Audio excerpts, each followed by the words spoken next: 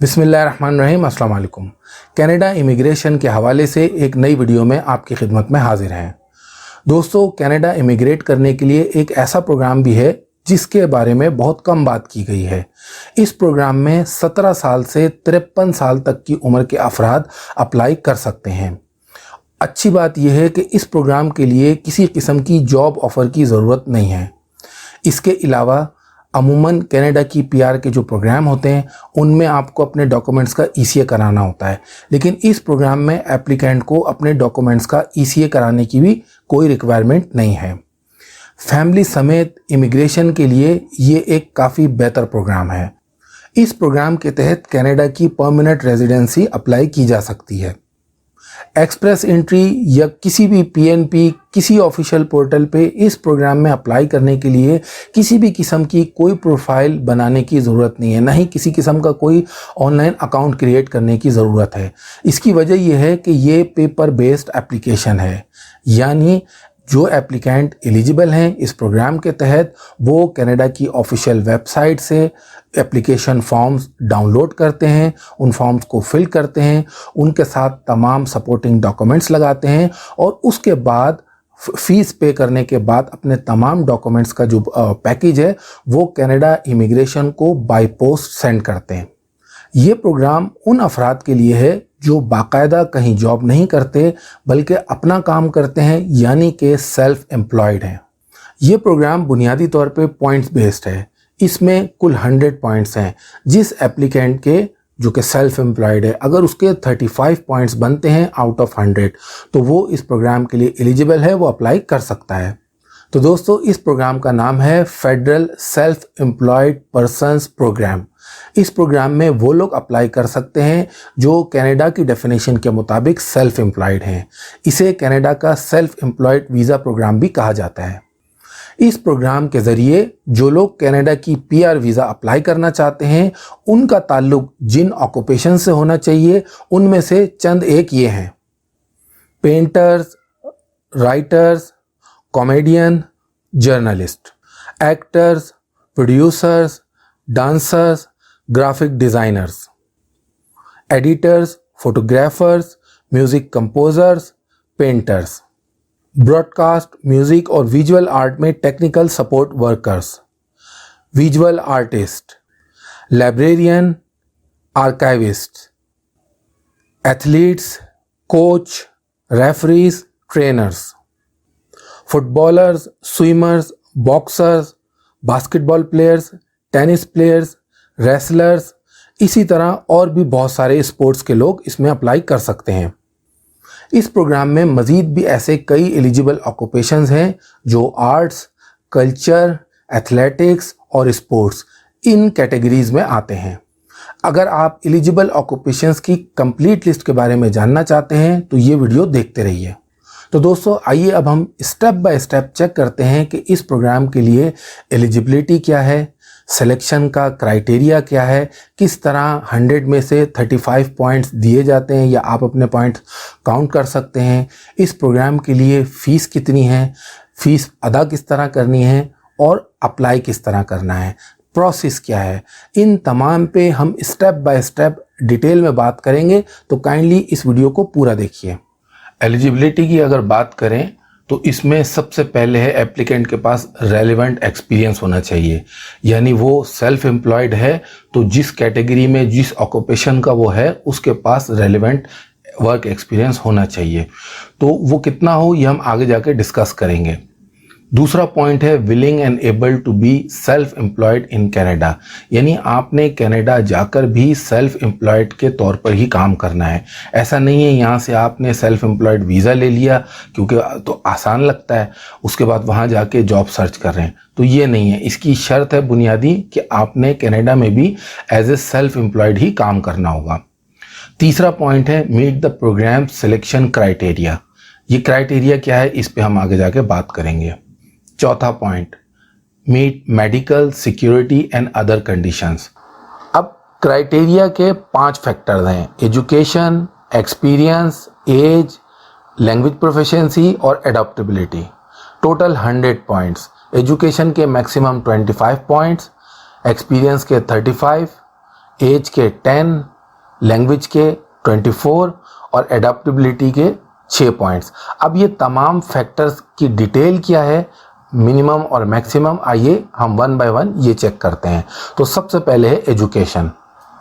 Education के maximum 25 points. अगर 17 year full time education है यानी पीएचडी या मास्टर डिग्री, इसके 25 पॉइंट्स।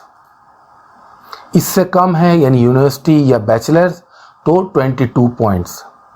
मिनिमम पे अगर हम आ जाएं, डिप्लोमा, किसी ने 1 ईयर का डिप्लोमा किया है या कोई ट्रेड सर्टिफिकेट या अप्रेंटिसशिप यानी 12 साल की अगर एजुकेशन है तो 12 पॉइंट। इससे भी अगर हम कम एजुकेशन पे आएँ तो ये है यू कंप्लीटेड हाई स्कूल, इसके 5 पॉइंट्स हैं, यानी मिनिमम हाई स्कूल एजुकेशन होनी चाहिए, इसके 5 पॉइंट्स हैं। अब दूसरा फैक्टर एक्सपीरियंस, जिसके मैक्सिमम 35 पॉइंट्स हैं। एक्सपीरियंस की अगर बात करें तो 2 साल का अगर रेलेवेंट एक्सपीरियंस है तो इसके 20 पॉइंट्स, 3 साल का एक्सपीरियंस है तो 25 पॉइंट्स, 4 साल का है तो 30 points, 5 years of relevant experience, इसके 35 पॉइंट हैं। आप ये देखें कि टोटल जो पॉइंट्स चाहिए वो 100 में से 35 चाहिए, तो सिर्फ एक जो फैक्टर है यानी अगर रेलेवेंट आपके पास एक्सपीरियंस है तो उसके भी मैक्सिमम 35 पॉइंट्स बन जाते हैं। इस लिहाज से बज़ाहिर ये प्रोग्राम देखने में काफ़ी ईजी लगता है, लेकिन ठहरिए, अभी इसकी कुछ मज़ीद रिक्वायरमेंट्स भी हैं, उन पर भी हम नज़र डालते हैं। अब सबसे अहम फैक्टर एज। बहुत सारे लोग एज फैक्टर की वजह से कनाडा की पीआर या कनाडा इमिग्रेट नहीं कर पाते हैं, नहीं अप्लाई कर पाते हैं। तो आइए हम देखते हैं इसमें मैक्सिमम और मिनिमम एज की क्या रिक्वायरमेंट है। एज के कुल 10 पॉइंट्स हैं। 16 साल या इससे कम एज है तो इसके 0 पॉइंट्स। मिनिमम 17 साल एज वाला इसमें एलिजिबल है। मिनिमम 17 ईयर यानी 17 साल अगर मिनिमम एज है तो वो इस प्रोग्राम में अप्लाई कर सकता है, उसको मिलेंगे 2 पॉइंट्स एज के। 18 साल जिसकी एज है उसके 4 पॉइंट्स। इसी तरह आप देखें मज़ीद डिटेल्स, 21 से 49 साल तक यानी 21 से 49 ईयर्स तक अगर एज है तो उसके बनते हैं 10 पॉइंट्स। इससे मज़ीद आ जाएं 50 साल के 8 पॉइंट्स बनते हैं। इसी तरह मैक्सिमम 53 अगर एज है किसी की तो वो भी अप्लाई कर सकते हैं, लेकिन उनको जो पॉइंट्स मिलेंगे वो सिर्फ मिलेंगे 2। अगर 53 यानी 53 साल से ज़्यादा उम्र है तो उसके पॉइंट्स है 0। अब चौथा फैक्टर लैंग्वेज प्रोफिशिएंसी, जिसके मैक्सिमम 24 पॉइंट्स है। इसे भी हम देखते हैं कि इसकी मिनिमम और मैक्सिमम क्या रिक्वायरमेंट है। लैंग्वेज के मैक्सिमम 24 पॉइंट्स हैं, लेकिन इस प्रोग्राम में जो आइल्स का स्कोर है वो मिनिमम या मैक्सिमम फिक्स नहीं किया गया है, बल्कि ये सिर्फ मेंशन है कि आपके पास आइल्स अगर आपने किया है तो उसके टेस्ट की आपके पास रिपोर्ट होनी चाहिए। अब पांचवा फैक्टर एडॉप्टेबिलिटी, जिसके 6 पॉइंट हैं। आइए चेक करते हैं ये क्या है। एडॉप्टेबिलिटी के मैक्सिमम 6 पॉइंट्स हैं और इसकी जो बेसिस हैं, आपका जो लाइफ पार्टनर है उसकी एजुकेशन के आपको कुछ पॉइंट मिलते हैं 3 से 5 तक। उसके अलावा अगर आपने प्रीवियसली कनाडा में वर्क किया है तो उसके 5 पॉइंट मिलते हैं। इसके अलावा अगर आप स्टडी कर चुके हैं कनाडा में तो उसके 5 पॉइंट मिलते हैं।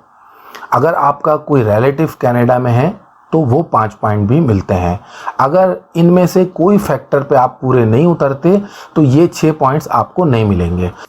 हाउ टू अप्लाई, अब वो लोग जो एलिजिबल हैं, अब वो लोग अप्लाई कैसे करेंगे?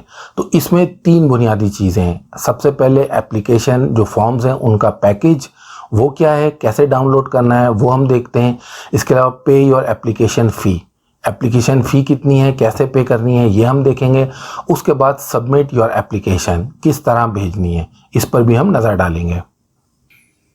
एप्लीकेशन पैकेज डाउनलोड करने के लिए यहाँ आप इस लिंक पे आएँ, यहाँ हम डिस्क्रिप्शन में दे देंगे। यहाँ लिंक दिया हुआ है, आप इस पर क्लिक करके फॉर्म डाउनलोड कर सकते हैं। इसके अलावा जेनेरिक एप्लीकेशन फॉर्म IMM 0008 ये भी आपने फिलअप करना होगा, ये भी आप यहाँ लिंक पे क्लिक करके डाउनलोड कर सकते हैं। ये आपने अपने कंप्यूटर में फिल करना होगा और उसके बाद आपने इसका प्रिंट लेना होगा। इसके अलावा जो डॉक्यूमेंट्स आपने सबमिट करने हैं अपने एप्लीकेशन पैकेज के साथ, उसकी डॉक्यूमेंट्स चेकलिस्ट ये भी आप यहाँ से डाउनलोड कर सकते हैं, या फिर आप हम वीडियो का डिस्क्रिप्शन देख लें, वहाँ लिंक मिल जाएगा। अगर वो भी नहीं मिलता तो आप हमें ईमेल कीजिए, हम आपको ये डॉक्यूमेंट्स की चेकलिस्ट भेज देंगे। थर्ड स्टेप में आपको फ़ीस अदा करनी है। यहाँ पे फ़ीस बताई गई है, आप देख सकते हैं, एप्लीकेंट पर पर्सन। अगर सिंगल एप्लीकेंट है तो 2075 कैनेडियन डॉलर ये फ़ी अदा करनी होगी। आगे इसकी डिटेल दी हुई है। इसके बाद इंक्लूड योर स्पाउस और पार्टनर 1325 कैनेडियन डॉलर, ये उनकी फ़ीस जाएगी। इंक्लूड अ डिपेंडेंट चाइल्ड, यानी इसमें आपके 22 साल तक के जो बच्चे हैं जो डिपेंडेंट हो, शादीशुदा ना हो, उनकी पर चाइल्ड जो फीस जाएगी 225 कैनेडियन डॉलर। तो अगर 3 अफराद की आपकी फैमिली है तो आप ये देख लें तकरीबन ये 28-2900 कैनेडियन डॉलर बनते हैं फीस की मद में। अब चौथा स्टेप है, आपने अपनी application by post Canada immigration को भेजनी है। उसके लिए आपने सबसे पहले फॉर्म डाउनलोड कर लिए थे, फिलअप कर लिए थे, साइन कर लिया था, उसके साथ तमाम सपोर्टिंग डॉक्यूमेंट्स भी आपने लगा दिए। ऑनलाइन आपने फ़ी पे कर दी। फ़ी पे करने के बाद उसकी रिसीट्स भी तमाम डॉक्यूमेंट्स में आपने लगानी है। उसके बाद आप देखें ये जो ऑफिशियल वेबसाइट है उस पर ये एड्रेस दिया हुआ है इन्होंने, सेल्फ एम्प्लॉयड क्लास। उसके लिए आपने एक इन्वेलप लेना होगा, ये 23 सेंटीमीटर इंटू 30.5 सेंटीमीटर, यानी 9 इंटू 12 इंच इसका ये इन्वेलप होगा। उसके ऊपर आपने इस तरह लिखना है सेल्फ एम्प्लॉयड क्लास, आगे नाम, एड्रेस, पोस्टल कोड, इस तरह का आप देखें, ये आपको नज़र आ रहा होगा स्क्रीन पे। उसके बाद ये एड्रेस दिया हुआ है immigration, refugees and citizenship Canada, ये पोस्टल एड्रेस दिया हुआ है। इस पे आपने अपना जो एप्लीकेशन का पैकेज है वो भेज देना होगा। सबमिशन के बाद इसका जो मैक्सिमम प्रोसेसिंग टाइम है वो है 23 मंथ। लेकिन जिन लोगों के डॉक्यूमेंट्स क्लियर होते हैं, जिन लोगों ने फ़ीस बिल्कुल सही भरी होती है, उनका यह 8 से 10 माह और किसी का 1 साल में भी इस पर डिसीजन आ जाता है। डिपेंड करता है कि आपने तमाम चीज़ें ठीक से की हैं या नहीं। जिनकी एप्लीकेशन में कोई मसला होता है या डॉक्यूमेंट्स में कोई मसला होता है, उनके लिए ड्यूरेशन बढ़ता रहता है। अगर आपकी एप्लीकेशन पे पॉजिटिव रिस्पांस आता है, यानी आपकी कंफर्मेशन हो जाती है, अप्रूवल हो जाता है, तो आखिर में क्या स्टेप्स है वो यहाँ लिखा हुआ है, confirmation of permanent residence. If we approve your application we will issue you a permanent residence visa. This visa includes your confirmation of permanent residence, जिसे COPR कहा जाता है, एंड योर एंट्री वीज़ा, जिसके बाद एप्लीकेंट कनाडा ट्रैवल कर सकता है। तो दोस्तों, कनाडा इमिग्रेशन के लिए सेल्फ एम्प्लॉयड पर्सन प्रोग्राम ये भी एक पाथवे है उन लोगों के लिए जो कनाडा की डेफिनेशन के मुताबिक सेल्फ एम्प्लॉयड कहलाए जाते हैं।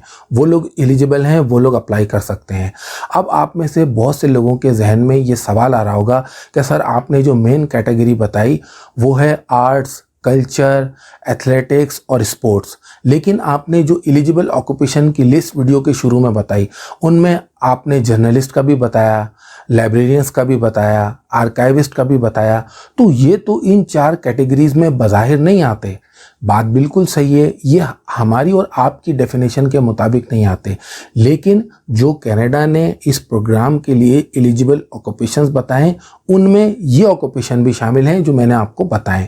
अब इससे एक बात और ये समझ में आती है कि जो ऑक्यूपेशंस बताए गए इसके अलावा भी यकीनन बहुत सारे ऐसे ऑक्यूपेशंस हैं जो सेल्फ एम्प्लॉयड की कैटेगरी में आते होंगे।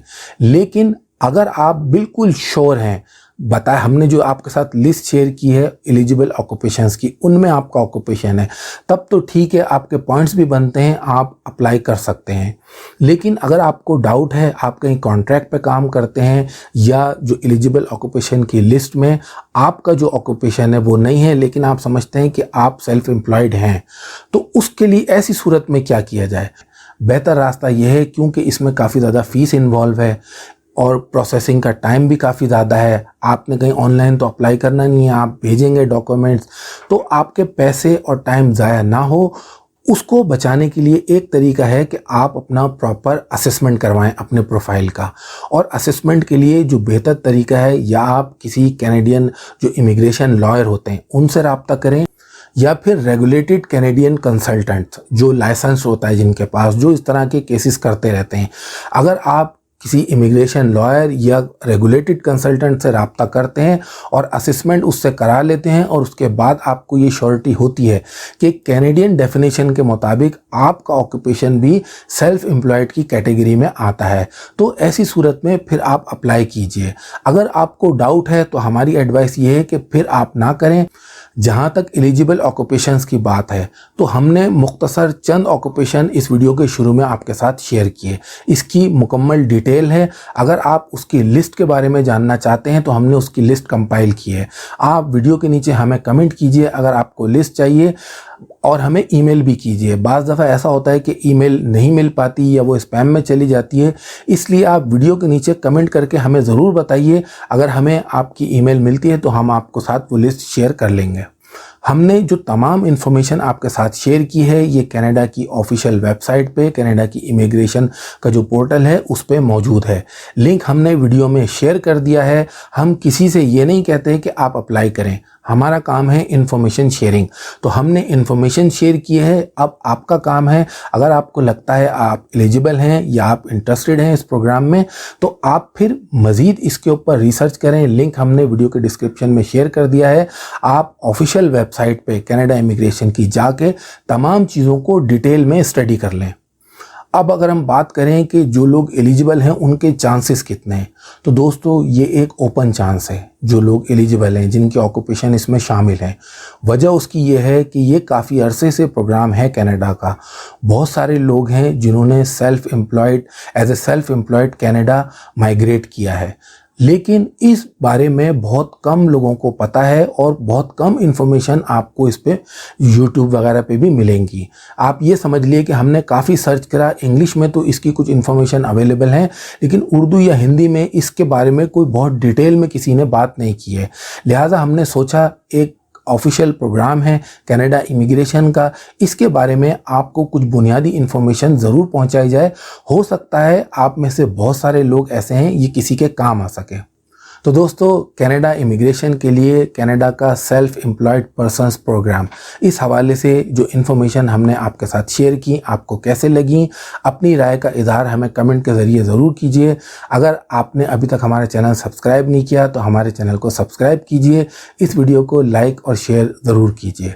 वीडियो देखने का शुक्रिया।